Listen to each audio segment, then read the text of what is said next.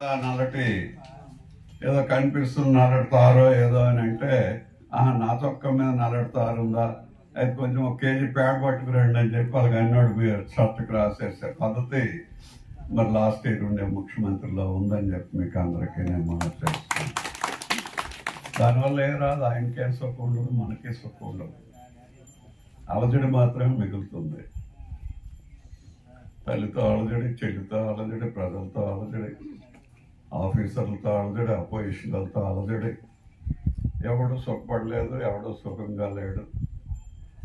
మరి ఎవడు కూడా ఎంత సంపాదించి వెనకేసుకున్నా ఉదయం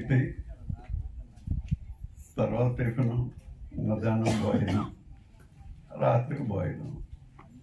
అది మాలాంటి వాళ్ళకి పొలిటీషియన్లకు అరగదు కాబట్టి రాత్రికి ఏదో రాగి సంకటి, ఉదయం కూడా దేవుడు మానేసి రాగి సంకటి అంటే మీరు అందరూ ఏదో పెద్ద అమృతం ఏటో ఆకాశం మీద నుంచి వచ్చిందేమో అని అనుకోకండి. అమ్మ, మన ఊర్లో అంబలు లేదా?